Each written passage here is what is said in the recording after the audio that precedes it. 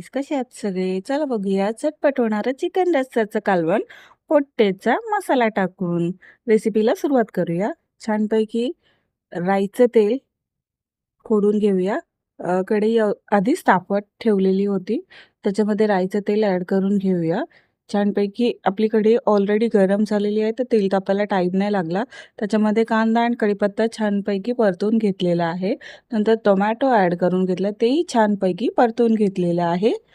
नंतर आपण त्याच्यामध्ये आपलं घरगुती वाटण ॲड करून घेतलेलं आहे. वाटणाची रेसिपी मी पुन्हा टाकते, कारण का वाटणाची रेसिपी टाकत बसलो तर खूप वेळ लागेल. तर वाटणाची रेसिपी मी नंतरला टाकेन. छानपैकी वाटण आपलं छानपैकी परतून घेतल्यानंतर त्याला तेल सुटेपर्यंत परतून घेत राहायचं आहे. त्यानंतर आपण त्याच्यामध्ये घरगुती स्पाइसेस ॲड करायचे आहेत. चला बघूया आपण काय-काय स्पाइसेस ॲड करणार आहोत.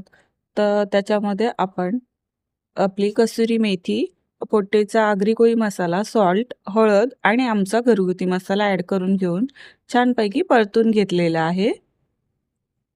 जसं की बघत आहात. मसाले जसे हवेत तसे तुम्ही चवीनुसार टाकू शकता. मी मला जेवढे लागतील तेवढे टाकलेले आहे चवीनुसार. तुम्हालाही जसे लागतील तसे तुम्ही टाकू शकता.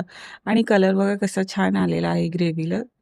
छानपैकी परतून घेतल्यानंतर त्याच्यामध्ये स्वच्छ वॉश केलेलं चिकन ॲड करून घेऊया. मी बोनलेस चिकन वापरत आहात. तर तुम्हाला हड्डीवालं घ्यायचं तर तुम्ही हड्डीवालंही घेऊ शकता.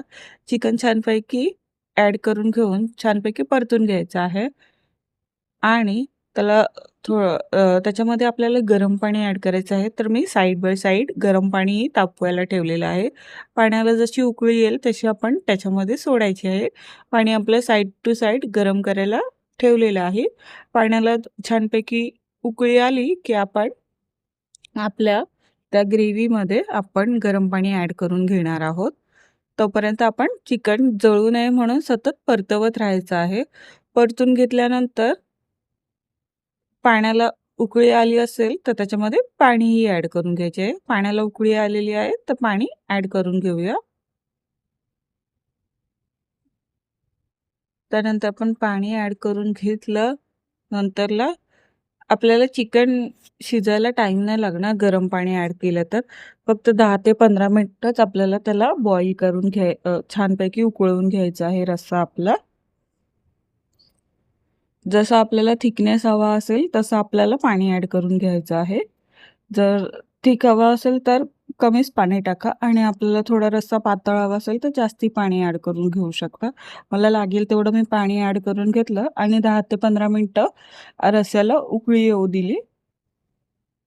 मंद आचेवरच ठेवलेलं, फास्ट आचेवरती नव्हतं ठेवलेलं. अशा प्रकारे आपला चिकनचा रस्सा रेडी आहे. तर आपला रस्सा आपण भातासोबत, चपातीसोबत, भाकरीसोबत खाऊ शकता आणि तुम्हाला रेसिपी कशी वाटली नक्की कळवा. आणि आपण व्हिडिओ कुठून बघत आहात तेही कळवा. Thank you guys. Bye bye.